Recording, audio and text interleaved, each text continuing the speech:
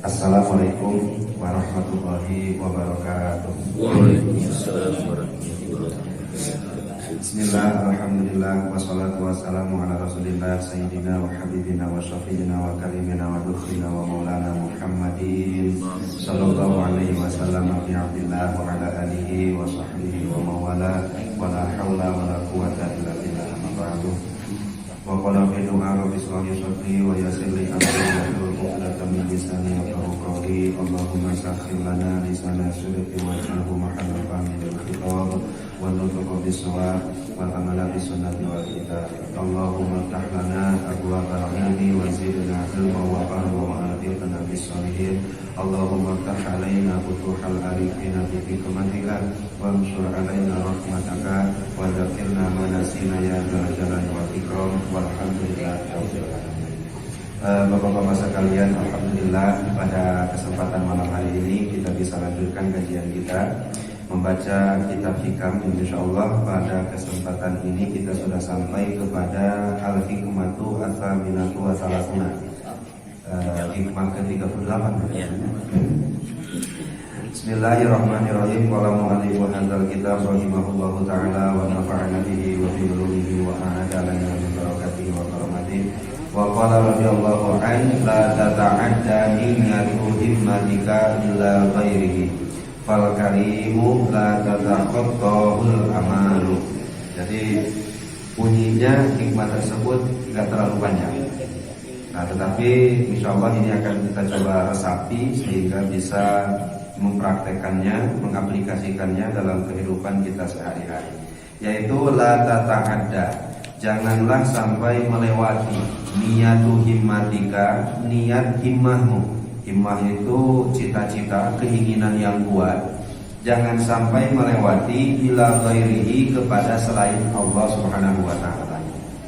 Nah, jadi kalau dimaksudkan, yang dimaksud di sini adalah kalau kita punya niat yang kuat, apapun itu tujuan kita, cita-cita kita, maqasid kita, maka jangan sampai melewati Allah. Melewati Allah itu maksudnya digantungkan kepada selain Allah Subhanahu wa taala.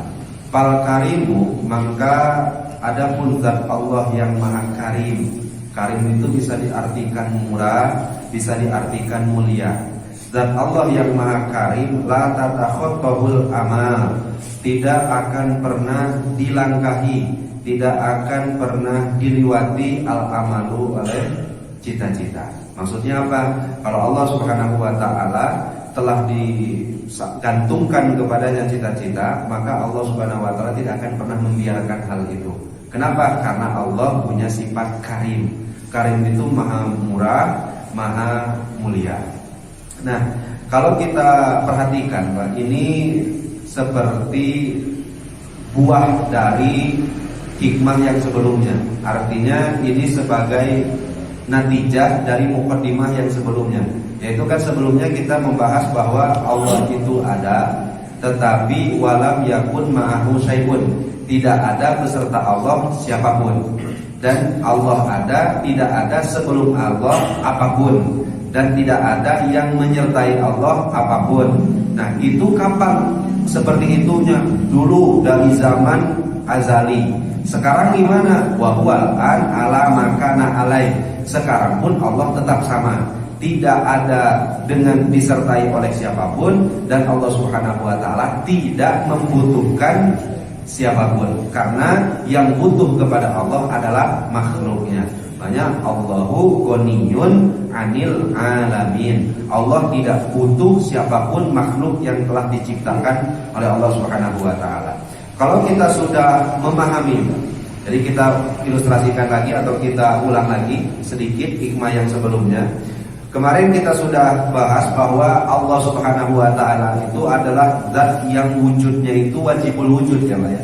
Wajibul wujud itu artinya wajib adanya, dan adanya ini tidak bergantung kepada adanya selain Allah Subhanahu wa taala. Beda dengan wujudnya kita. Kalau wujud kita ini adalah wujud yang wujudnya ini bergantung dengan adanya zat yang lain, yaitu Allah Subhanahu wa taala. Orang yang wujudnya bergantung kepada selain dirinya, maka itu tidak bisa dikatakan wujud zati atau wujud yang hakiki. Itu hanya sekadar disebutnya maujudan, yaitu yang diwujudkan oleh Allah Subhanahu wa ta'ala. Sehingga kan gak mungkin ada orang menganggap dirinya ini ada secara hakikat, tetapi kita ini memang kebenaran diadakan, diwujudkan oleh Allah Subhanahu wa ta'ala. Apa imbasnya kalau kita sudah meyakini bahwa diri kita ini diwujudkan oleh Allah Subhanahu wa ta'ala? Apapun yang muncul dari diri kita, baik itu manfaat, baik itu kesehatan, baik itu rezeki, baik itu madarat dan lain-lain, kita akan meyakini hal itu bukan datang murni dari diri kita sendiri. Jadi kalau kita punya manfaat dan diberikan kepada orang lain dengan meyakini bahwa diri kita ini kan pada hakikatnya wujudnya bergantung kepada Allah, bisa nggak orang yang wujudnya saja bergantung kepada selain dirinya, dia bisa memberikan manfaat kepada yang lainnya? Jadi kan nggak bisa. Bagaimana mungkin orang bisa mewujudkan manfaat dari dirinya, sedangkan dirinya saja dia tidak bisa wujudkan? Kan gitu jadinya, teman. Nah, sehingga bagaimana kamu mungkin bisa menyembuhkan orang lain, sedangkan sifat menyembuhkannya itu tidak datang dari diri kita sendiri, yaitu dari Allah Subhanahu wa ta'ala. Bagaimana kita bisa memberikan orang lain kemudahan, sedangkan kitanya saja, wujud diri kita sendiri ini kan tidak bisa kita ciptakan sendiri, Pak. Butuh kepada Allah Subhanahu wa ta'ala. Nah, itulah sedikit review apa yang kita bahas sebelumnya. Nah, setelah itu maka tentu yang tercetak di dalam akal kita bahwa faidah tawadhu aqluka bihadzal yakin, keyakinan yang nancep di dalam hati kita, tidak ada satupun kekuasaan di muka bumi ini kecuali kekuasaan Allah. Tidak ada segala sesuatu yang ada di muka bumi ini kecuali melalui kudrah dan iradahnya Allah Subhanahu wa ta'ala. Maka kan itu sudah semacam keyakinan, i'tikad dari kita sebagai orang yang bertauhid. Jadi tauhid itu jenisnya ada dua. Satu, ada tauhid secara i'tikad. Dua, tauhid secara lisan. Yang satu dan dua ini, i'tikad secara dan lisan ini nyatu, jadi bagian satu. Jadi tauhid i'tikad, tauhid secara lisan, tauhid secara i'tikad, kemudian tauhid secara perilaku atau amalan. Nah, kita sampaikan dulu satu persatu, Pak. Secara lisan kita tauhidnya la ilaha illallah. Apa maknanya? Tiada Tuhan selain Allah. Ketika kita mengucapkan la ilaha illallah, apa yang tertanam di dalam hati kita? Ketika la ilaha illallah, tidak ada yang kita sembah kecuali Allah. Tidak ada yang bisa mendatangkan manfaat kecuali Allah. Tidak ada yang bisa mendatangkan madarat kecuali Allah. Tidak ada yang kita mintai pertolongan kecuali Allah. Segala sesuatu yang ada pun ya kecuali Allah. Artinya tidak ada yang wujud semuanya ini, makhluk ini, kecuali dengan wujudnya Allah Subhanahu wa ta'ala. Itu kan i'tikad kita. Secara i'tikad yang kita seperti itu. Nah, kemudian kalaulah itu sudah menempel di dalam hati, maka mari kita bahas apa yang disebutkan oleh Sayyidul atau Ilah Sakandari tadi. Jadi sekali lagi, Pak, kita kemarin sudah bahas bahwa Allah itu ada dan Allah Subhanahu wa ta'ala adanya tidak membutuhkan siapa-siapa. Artinya mutlak kekuasaannya, mutlak iradahnya, mutlak kemahaannya, sempurna sifatnya, sehingga tidak membutuhkan siapapun.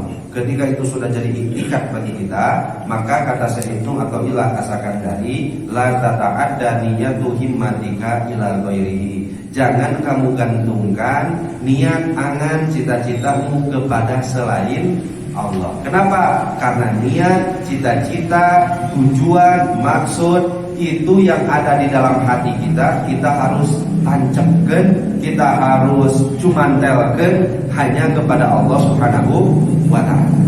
Tapi boleh nggak saya meminta pertolongan kepada selain Allah dalam berinteraksi sosial? Boleh nggak Pak? Kalau saya sakit gigi, saya datang ke dokter, boleh nggak Pak? Boleh nggak Pak? Kalau saya lapar, kemudian saya datang ke warteg, boleh nggak Pak? Atau boleh, bisa. Kemudian kalau saya, apapun kebutuhan saya meminta pertolongan orang lain, boleh tidak? Apa bedanya tadi? Katanya tidak ada yang harus kita minta pertolongan kecuali Allah. Tapi pada buktinya kita minta pertolongan kepada orang lain. Apa perbedaannya? Bisa dibedakan nggak ini? Atau memang orang merasa gitu ya? Nah, perbedaan yang pertama adalah intikat dan keyakinan kita. Artinya segala sesuatu itu pada hakikatnya hanya Allah Subhanahu wa ta'ala yang menjadi tempat kita bergantung dan meminta pertolongan.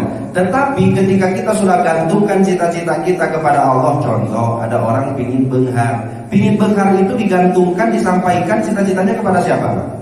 Kepada Allah. Tetapi dia ingin mencapai bengharnya itu, dapat rizki yang berkahnya itu, dia menjalankan usaha sehari-hari. Nah, berarti dia akan meminta pertolongan kepada usahanya agar cita-citanya terwujud. Terus apa? Dia dibantu dengan usahanya, dengan kerjanya, agar ia rizkinya banyak dan berkah. Benar tidak Pak? Apa perbedaannya antara satu dan yang kedua?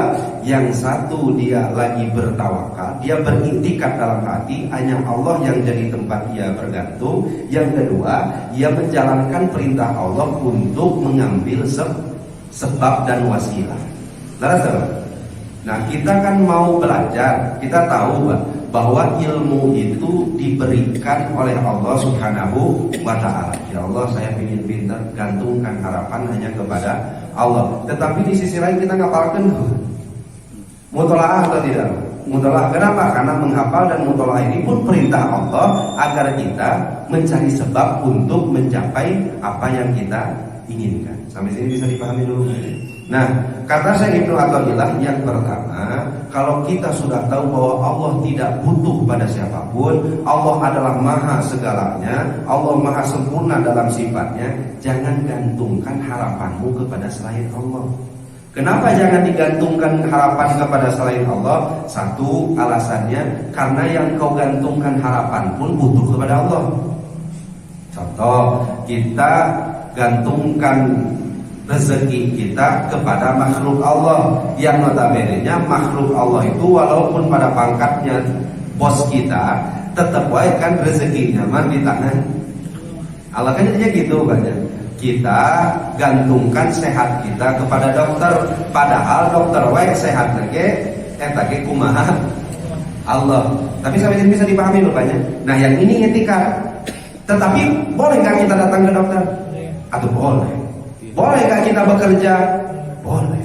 Nah, kenapa kita bekerja dan bekerja kemudian datang ke dokter? Ini pun perintah Allah untuk menjalankan syariat. Sampai sini bisa dipahami dulu. Nah, jadi jangan sampai apapun cita-cita kita, keinginan kita itu digantungkan kepada selain Allah Subhanahu wa ta'ala. Ada lagi alasan yang kedua kenapa jangan digantungkan kepada selain Allah. Fal karimu la tatakhattahul amal. Allah itu punya satu sifat yang bernama sifat karim. Apa itu sifat karim? Nah, mari kita baca. Sifat karim ini salah satu sifat yang kalau ditafsiri oleh ulama banyak sekali pentafsirannya, cuma kita akan baca beberapa saja.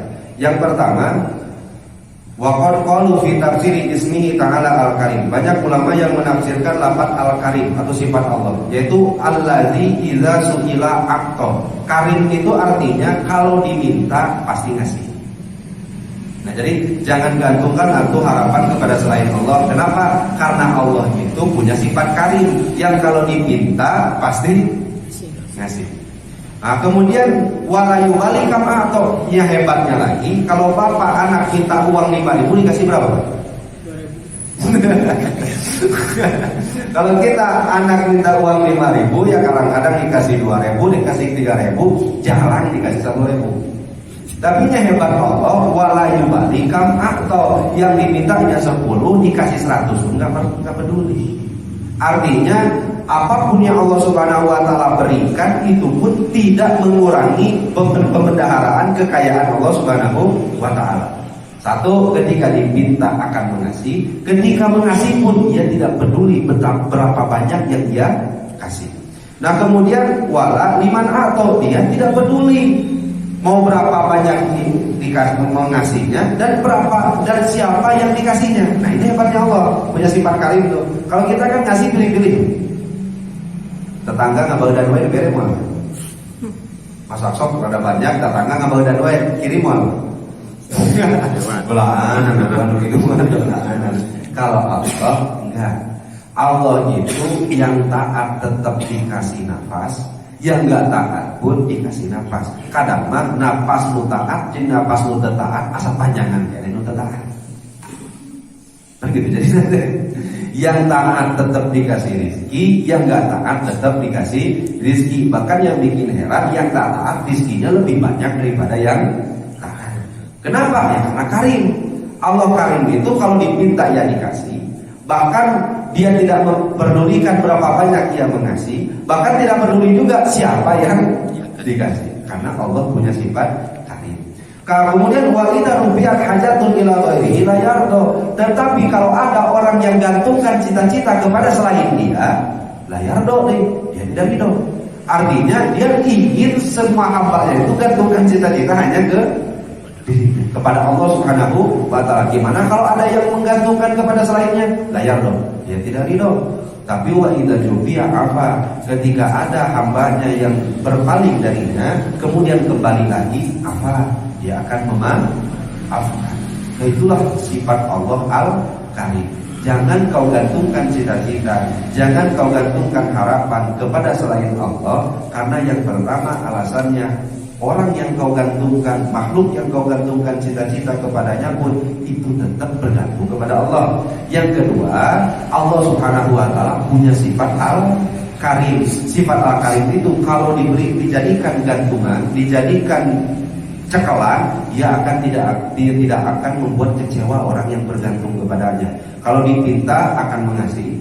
Bahkan kalau nggak dipinta, gimana? Allah kalau nggak dipinta gimana? Ngasih kan? Ngasih. Kenapa? Karena Allah itu tidak pelupa. Makanya suatu hari Kanjeng Nabi Sulaiman itu nanya kepada seekor semut. Kita tahu kan, hebatnya Kanjeng Nabi Sulaiman itu kan bisa ya takallamu di kalamil hayawan ya, bisa berbicara dengan bahasa hewan. Tapi pertanyaannya, hewannya yang berbahasa Kanjeng Nabi Sulaiman atau Kanjeng Nabi Sulaimannya berbahasa hewan?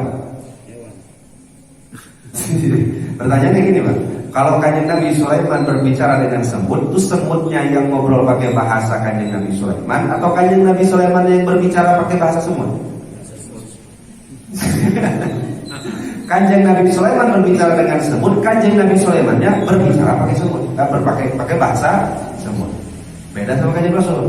Kanjeng Rasul itu ketika lewat satu jalan, kemudian ketemu asap. Asap itu maung kan teman, kamu cara ulang. Maung itu menyapa Rasulullah. Yang ia sebutkan ialah saya bersahadat bahwa tiada Tuhan selain Allah dan Muhammad adalah utusan Allah. Kanjeng Rasul ngerti ya? Ngerti. Nah pertanyaannya, mau yang pakai bahasa Rasul atau Rasul yang pakai bahasa mau? Hebatnya Rasul itu hewannya itu yang berbahasa Rasul. Dengan Rasul kita berbeda. Nah kalau Kanjeng Nabi Sulaiman suatu ketika nanya kasih kamu mohon kalau dalam 1 tahun rezekinya ngabisin berapa? Emang badai kumaha gitu pokoknya mah tanya bangsa baraha. Saya mah gak banyak 1 tahun hanya 1 butir gandum. 1 tahun. Ya saudara gitu mas, so kamu mau tinggal di mana? Dibikinkan wadah oleh Kanjeng Nabi Sulaiman, kemudian disimpan gandum banyak 1 butir sebagai bekal dia untuk 1 tahun. Nah kemudian setelah sampai 1 tahun dilomokti ke Kanjeng Nabi Sulaiman, ternyata yang habis setengah. Pak akala nisfahu, ternyata semut tadi cuma makan setengah. Kemudian ditanya lagi, Katanya rezeki untuk 1 tahun itu habis 1 butir gandum. Tapi kenapa saya lihat kok kamu makan hanya setengah? Kata semut tadi yang bikin Kanjeng Nabi Sulaiman terkagum-kagum dan bahkan hampir menangis ialah, saya takut kamu lupa rezeki saya. Kalau sebelumnya rezeki saya ditanggung oleh Allah, saya yakin Allah gak akan pernah lupa memberi rezeki hambanya. Tapi kalau 1 butir ini saya bolos makannya, saya gak hemat makannya, nanti setelah habis rezeki saya, kamu lupa gak kasih makan saya, maka saya akan mati kelak. Nah ini, kisah ini bisa kita ambil pelajaran bahwa Allah Subhanahu wa ta'ala tidak akan pernah lupa untuk memberi rezeki hambanya. Dan Allah Subhanahu wa ta'ala tidak pernah lupa dan tidak pernah kabobodoni bahwa Bapak itu lagi butuh apa sekarang. Nah makanya kan kemarin kita sudah bahas banyak. Tolabuka minhu tuhmatun lahu. Kalau kamu meminta kepada Allah, memintanya benar-benar punya itikat, kalau nggak ngedoa maka nggak dikasih, maka itu sudah berprasangka buruk kepada. Kenapa berprasangka buruk? Karena kita meyakini Allah kudu diingatkeun heula, kudu diingatkeun heula baru kasih rizki, baru kasih apa yang kita inginkan. Nah pertanyaannya, Allah perlu nggak diingatkan? Ya Allah, saya itu udah awal bulan, SPP udah, can listrik, can kredit mobil, can kredit motor. Kira-kira kalau nggak ngedoa pun punah tuh, punah. Walaupun tidak berdoa. Nah kemudian apa fungsi dari doa kita? Wa doai wa ikhtiyari. Doa kita, ikhtiar kita, DP kita di hadapan Allah itu dalilun ala iftiqori, supaya menjadi dalil kita tuh sangat butuh kepada Allah Subhanahu wa ta'ala. Dan doa itu bukan ngemutan Allah, bukan ngelikeun Allah. Dan innama yunabihu man yajuju lahul ghaflah. Yang boleh diingatkan itu kan orang yang lupa. Terus masa ya Allah kudu diingatkan, ya Allah yang maha punten yang mutan itu tanggal orang. Tapi aku ya Allah yang mutan itu tanggal kolom. Atau kira kalau dia mungkin ya Allah tahu. Nah sampai sini bisa dipahami dulu. Nah sehingga benarlah salah satu kalam hikmah dari Syekh Ibnu Athaillah As-Sakandari ini, jangan gantungkan niat kepada selain Allah, karena kalaulah kita gantungkan niat kepada tujuan cita-cita kepada selain Allah, yang lain pun butuh kepada Allah. Dan kalau kita gantungkan niat kepada Allah, Allah Subhanahu wa ta'ala bersifat karim. Maka ada sebuah pesan yang perlu kita renungi yang disampaikan oleh Rasulullah kepada Sayyidina Ibnu Abbas. Jadi Abbas itu Mang Rasul ya Pak ya, masa emotnya Mang Rasul, kemudian punya putra namanya Abdullah. Dia Abdullah itu yang paling hebat, yang paling soleh, ahli surga. Itu ada 3. 1 Abdullah Ibnu Abbas, 2 Abdullah Ibnu Umar, 3 Abdullah Ibnu Mas'ud. Nah ini yang kita lagi ngobrolkan teh Abdullah Ibnu Abbas. Secara keilmuan beliau ini ahli Quran, ahli tafsir. Karena pernah didoakan oleh Rasulullah, Allahumma faqihu fiddin wa 'allimhu ta'wil. Ya Allah, ngertikeun Ibnu Abbas ini ilmu agama, dan wa 'allimhu ta'wil, ajarkan ilmu ta'wil. Ta'wil itu ada semisal dalam ilmu tafsir bahkan. Nah, suatu ketika Rasulullah SAW dawuh pesan kepada Sayyidina Abbas. Apa pesan Rasulullah? Yang bilang, pemuda, sini. Ini u'allimuka kalimatin. Saya akan sampaikan beberapa kalimat, camkan ini mun bisa mah paeh kabawa dugikankeun ka bungkusna. Apa itu? Yang pertama, ihfadillah, jaga perawatan raksa Allah, yahfadka, maka Allah pun akan menjaga. Yang pertama, jaga Allah, maka Allah akan menjagamu. Bagaimana kita mau dijaga urusan oleh Allah? Sholat 5 waktu pun gak dijaga. Jadilah gitu. Bagaimana hak-hak kita dijaga oleh Allah, hak-haknya Allah pun kita telantarkan. Bagaimana hak kita mau dipenuhi oleh Allah, sedangkan hak makhluk Allah yang lain yang dituntut oleh Allah untuk kita tidak tunaikan. Maka ada salah satu sindiran dari hadis qudsi, Allah Subhanahu wa taala dawuhnya kayak gini, Pak. Pakama tarhamu pakadzalika turhamu. Sebagaimana kamu menyayangi makhluk Allah, maka seperti itu jugalah kamu akan disayangi oleh Allah. Wa kaifa tarju an yarhamakallah. Bagaimana mungkin kamu berharap Allah akan merahmatimu, menyayangimu, sedangkan engkau la tarhamu ibadallah, tidak mau menyayangi hamba Allah yang lain. Nah, artinya jaga hak Allah, hak kita dijaga. Jaga perintah Allah, maka pasti kita pun akan dijaga oleh Allah Subhanahu wa taala. Ini pesan pertama yang disampaikan Rasulullah kepada Ibnu Abbas. Ini kira-kira siap enggak ya? Sekuat tenaga ya, Pak. Sekuat tenaga. Saya pernah punya keterangan, Pak. Ini dalam kitab Ta'limul Muta'alim. Ini kalau di santri ini wajib dikaji, karena Ta'limul Muta'alim itu ya caranya bagaimana kita menjadi santri yang benar, dan pun cara metode mengajarkan santri yang benar. Makanya kalau di pesantren Ta'limul Muta'alim itu menjadi bahasan wajib. Karena Rasulullah pernah tahu gini, Pak. Kata kanjeng Rasul, inna hadzal dina matin. Agama ini sudah kokoh, agama ini sudah kuat, agama ini sudah sangat panjang. Jangan rumasa kita ini sebagai ustadz malah memperkokoh agama. Enggak. Kamu sebagai ustadz juga kalau nggak ada kamu agama tetap kokoh. Gitu ya, Pak ya. Kamu sebagai orang yang nanti mengembangkan syariat agama Allah, jangan terlalu kepedean. Kenapa? Karena agama kita sudah kokoh, tapi ya tetap kita dituntut untuk meramaikan syiar agama Allah. Yang nggak boleh itu kita merasa kalau nggak karena kita maka syiar nggak hidup. Itu yang nggak boleh, Pak. Nah, tapi kita wajib mensiarkan agama. Tapi jangan pernah merasa karena sebab kita syiar Allah menjadi hidup. Enggak seperti itu. Karena agama ini sudah kokoh, maka katakan yang Rasul, la tubghid nafsaka ala ibadatillah. Jangan kamu buat dirimu benci beribadah kepada Allah. Gimana maksudnya? Jangan kamu buat dirimu benci beribadah kepada Allah. Mungkin gak ada orang benci ibadah? Mungkin gak? Mukmin tidak? Jangan muslim, mukmin. Kira-kira kalau bapak sholat isya di Al-Fat, kemudian istiqomah ada, imamnya yang pertama rokaatnya baca Baqarah, yang kedua Ali Imran, kapok mah.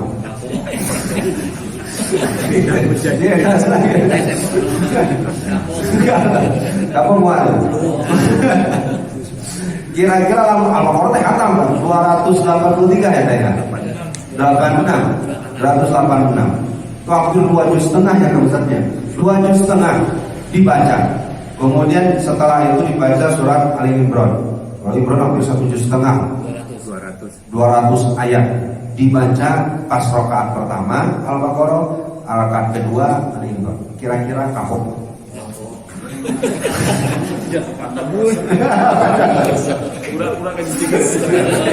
Nah, artinya apa? Artinya kalau kita beribadah kayak gitu, kira-kira nanti bakal kapok nggak? Bakal benci nggak soal misalnya? Pundung mual ya, masih pundung. Maka katakan yang Rasul, latuhin ibadah nafsaka ala ibadatillah. Jangan buat benci diri kamu untuk beribadah. Lain-lain hari kan, ayo orang sholat berjamaah bisa di Al-Fat, kayak karena yang mujahidin. Siapa banyak jadi kayak gitu jadinya. Nah, ternyata di mujahidin pun sama.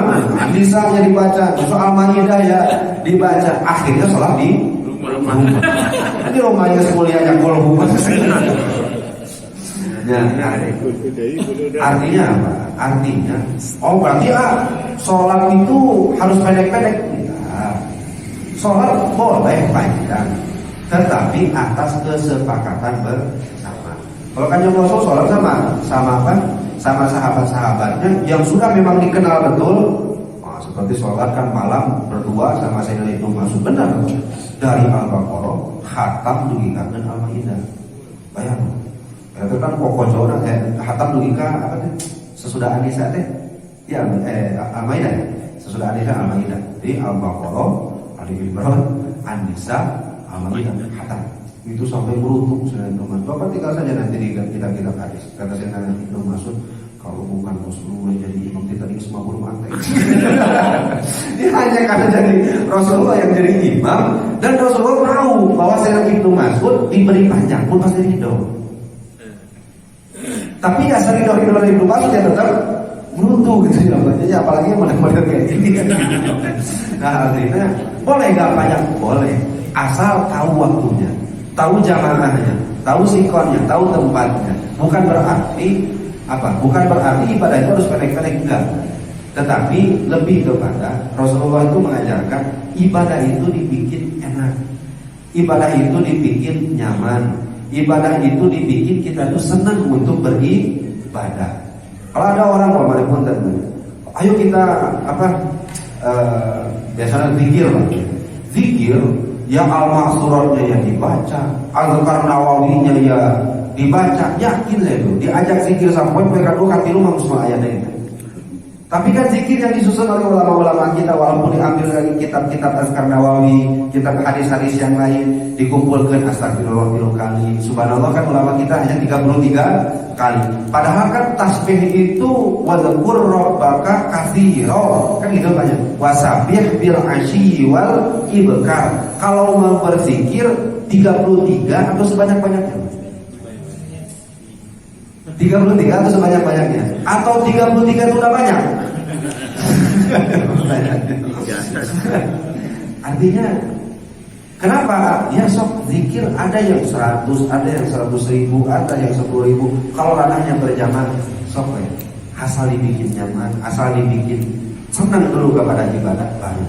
Nah sehingga kata Rasulullah, jangan bikin dirimu ini terbebani dengan ibadah. Setelah terbebani dengan ibadah, malah membenci ibadah tersebut. Nah sehingga kalau mau puasa, ya jangan Daud dulu. Kenapa jangan Daud? Ya karena Daud itu puasa sampai batal sampai. Ya cobalah untuk Senin Kemis dulu. Bisa kuat Senin Kemis dan mingguan. Tahunan adalah anak. Gimana tahunan? Sawalan adalah.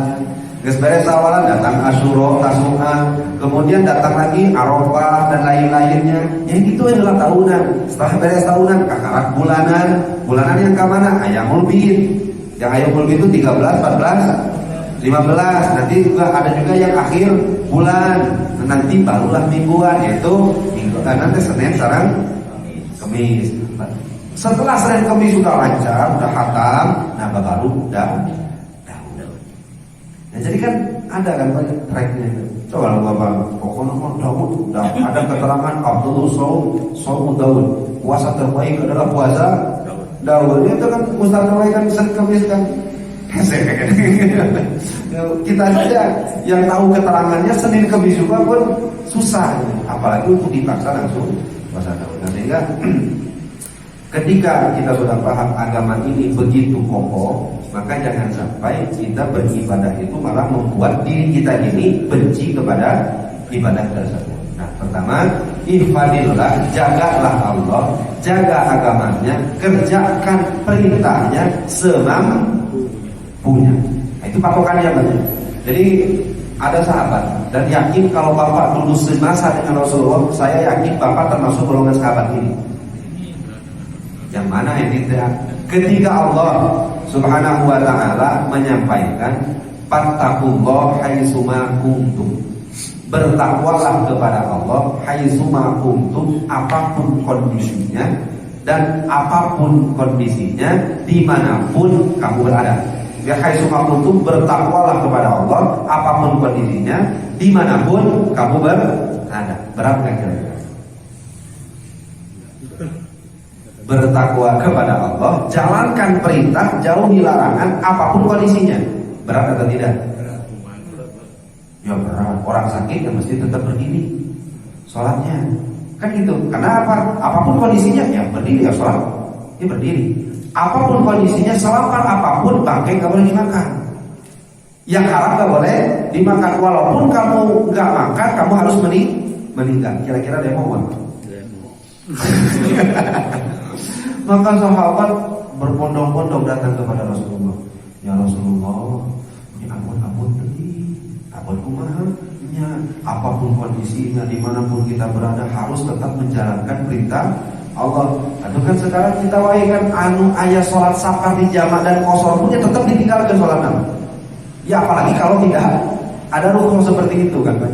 Nah sehingga diturunkanlah ayat fattaqullah mastata'tum. Takwa kepada Allah hanya mastata'tum, sekemampuan kita.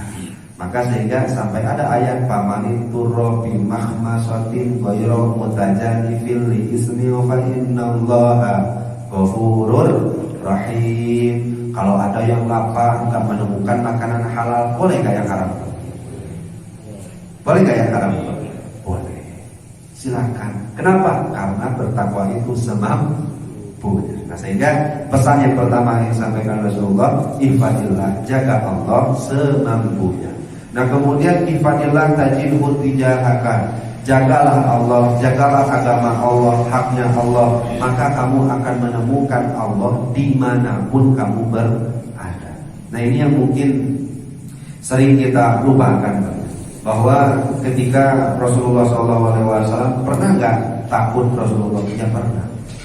Pernah nggak Sayyidina Abu Bakar yang terkenal wantaran merasa ketakutan? Pernah. Tetapi ketika mereka merasa ketakutan, Allah langsung turunkan ayat wala takhafu wala tahzanu innallaha ma'as sabirin. Jangan takut, jangan bersedih, innallaha ma'ana, sesungguhnya Allah bersama kita. Innallaha ma'as sabirin, Allah bersama orang-orang yang sabar. Artinya apapun keadaannya, orang yang sudah menjaga hak Allah, insya Allah ia akan menemukan Allah. Berarti Allahnya di sana kan? Nah ini kan jangan salah arti kan, innallaha ma'as sabirin, Allah berserta orang-orang lamun marah-marah ya Allah tuh. Allah itu bersama orang yang sabar, bukan zatnya loh Pak, tetapi pertolongannya bersama orang-orang yang sabar, hikmahnya bersama orang-orang yang sabar, kudroh dan irodahnya bersama orang-orang yang sabar. Nah kemudian pesan Rasulullah yang selanjutnya, idza sa'alta fas'alillah, ketika kamu memintalah kepada Allah.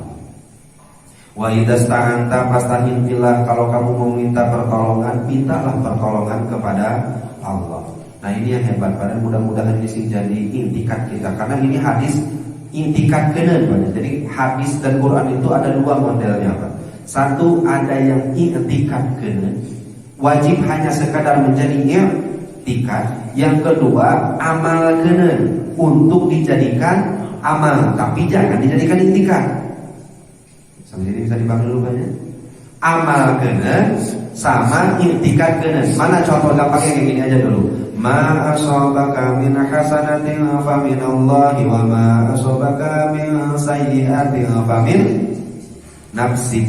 Apa yang baik datang dari Allah, yang buruk datang dari berarti bukan dari Allah. Yang baik dan buruk itu dua-duanya datang dari Allah, atau yang baik datang dari Allah, yang buruk dari kita? Kita ketika ditanya iman itu apa? Iman itu amantu billah wa kutubihi wa malaikatihi wa kutubihi wa rusulihi wa yaumil akhir wa bil qada'i khairihi wa syarrihi. Dari siapa Pak? Minallahi ta'ala.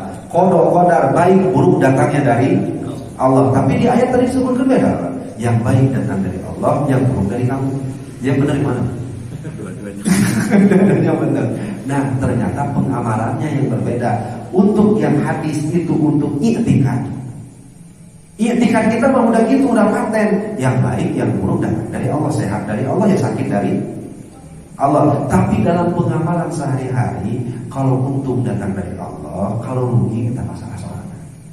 Sebagai adab saja, tata krama saja dalam kehidupan sehari-hari. Sampai sini bisa dibangun. Nah ini hadis yang menjelaskan tentang i'tikad. Apa kata Rasulullah? Wa'lam, Ibnu Abbas, wa'lam, ketahuilah, annal ummata, sesungguhnya umat lauli jama'at ala ayal bauka, mereka berkumpul semua ingin memberikanmu satu manfaat, lam yanfa'uka illa bisyai'in qad katabahu Allahu laka, maka manfaat itu gak akan pernah datang kepadamu kecuali Allah telah tetapkan. Umar sakabeh orang puri mau membunuh seseorang atau mau mendatangkan madarat seseorang, gak akan mungkin bisa mati orang tersebut kecuali memang bertepatan dengan Allah, qada dan qadar. Bahkan katakan yang Rasul, wa in ijtama'u, kalaulah seluruh orang ingin memberikan madarat, lam yadurruka illa bisyai'in qad katabahu Allahu laka, maka madarat tidak akan datang kecuali memang telah ditetapkan oleh Allah. Orang kuri mau mendatangkan kemanfaatan gak akan mungkin bisa kecuali kemanfaatan itu memang sudah digariskan oleh Allah. Mau mendatangkan kemadaratan pun gak akan bisa kecuali hal itu sudah digariskan oleh Allah Subhanahu wa ta'ala. Jadi usaha jangan. Ini kan katanya udah digariskan semuanya. Nah, ini untuk i'tikaf, bukan untuk diamalkan. Sampai sini bisa dipahami dulu. Nah, kata Rasulullah, rubi'atil aqlam wajabatis suhuf, tulisan pena di Lauhul Mahfuz telah diangkat, wajabatis suhuf, dan tulisannya pun sudah mengering. Artinya sudah mulai bisa dihapus. Semuanya sudah ditetapkan oleh Allah Subhanahu wa ta'ala. Nah, kalaulah kita sudah pahami ini, di hikmah ini kita simpulkan, Syekh Ibnu Athaillah As-Sakandari ingin mengajak kita untuk kukuhkan lagi tauhid kita. Terkadang mah tauhid dengan amal nanti sempat campur, jadinya bingung kita. Terkadang kita berintikat bahwa wasilah sebab bisa mendatangkan akibat secara langsung tanpa adanya bantuan atau kudrah dan iradah Allah. Itu salah. Yang pertama yang harus kita patrikan dalam hati adalah kita gantungkan semuanya, hakikatkan kepada Allah. Barulah setelah itu kita berwasilah dan bersababiah. Ada seorang sahabat datang pakai unta, datang ke Rasul. Masjidnya ya besar seperti ini, tapi dari dalam sudah kelihatan karena nggak ada sekat-sekat seperti ini. Kalau sekarang sih Nabawi kan udah besar sekali. Kemudian dilihat oleh Kanjeng Rasul, unta dilepas. Tadi kalian kemudian ditaruh kalian lah unta wih Rasul tawakal ala Allah. Saya kan tawakal kepada Allah. Apa kata Rasulullah? I'akil tawakal, ikat dulu untanya baru tawakal. Artinya apa? Syariat dan hakikat harus terus berjalan berbarengan. Ya, semua juga kalau hilang cek Allah ya tetap hilang, untuk hilang ya hilang, tetapi dibarengi dengan sehingga jangan terpahiling tertukar antara mana ayat dan keterangan yang harus diiktikadkan dan mana ayat dan keterangan yang harus diamalkan. Nah, sehingga dua-dua ini semuanya ada di Al-Quran dan hadis Rasulullah SAW. Sebelum kita tutup, mengapa ada pertanyaan? Dalam surah terakhir Al-Baqarah itu ada laha makasabat, semua alaiha makasabat. Tolong ininya gitu ya.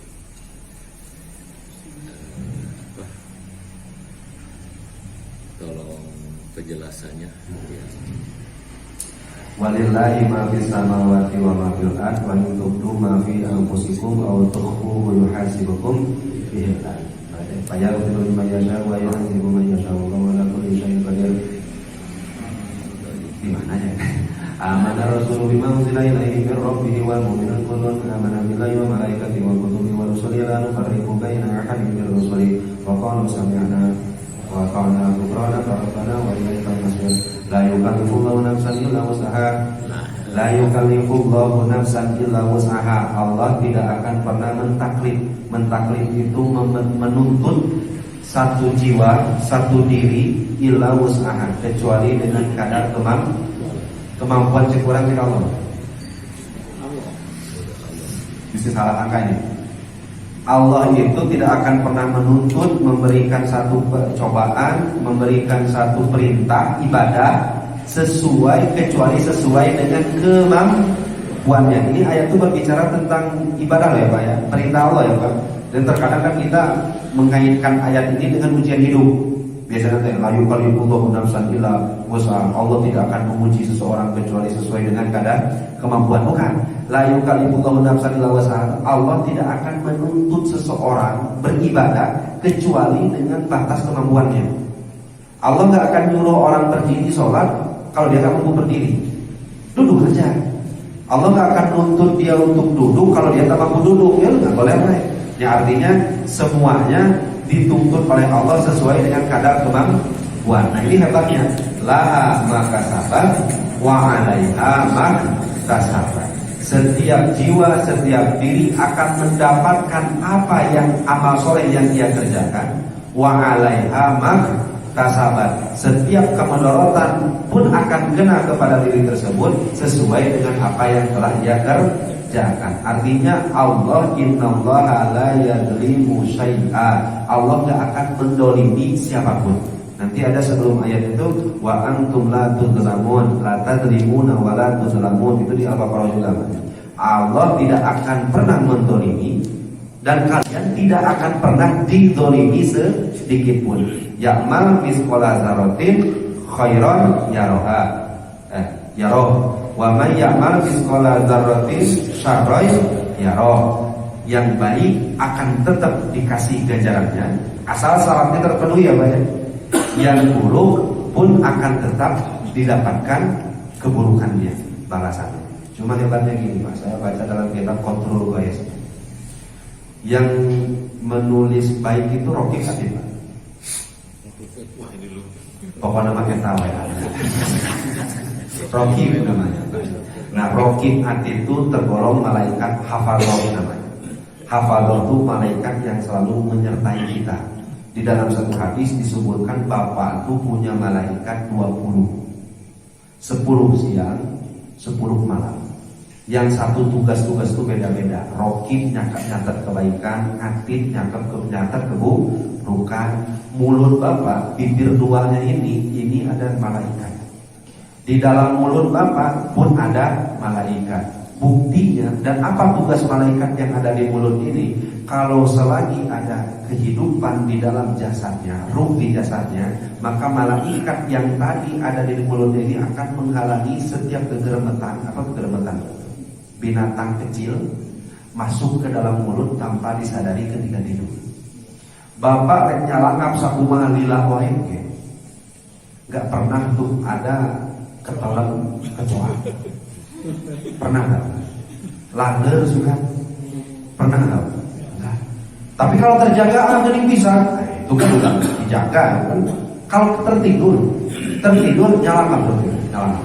Gak akan mungkin cocok masuk sedikit di rumah teh malaikatnya. Ada malaikatnya. Malaikatnya siang dan malam berganti. Siang 10, malam 10. Maka ketika ditanya Rasulullah, ya Rasul, malaikat yang menyertai seorang insan itu ada berapa? 20 katanya. Nanti keterangannya ada di kitab Kontrol. Nah ini yang hebatnya Rokib dan Atid. Kalau nulis catatan baik, ngomong ke sebelah, ini beramal soleh, tulis pula, tulis ke langsung. Tulis 1 pahala, 1 kebaikan, 10 kebalasan. Ya Pak ya. Nah kemudian ketika Atid mau nulis, tapi geus beres berjamaah kalau kamu ngomong ke batu, tulis lagi, saur Atid mulai.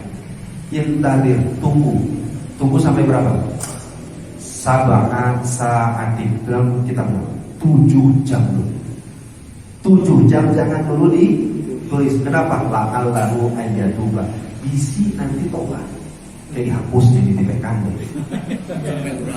Sampai 7.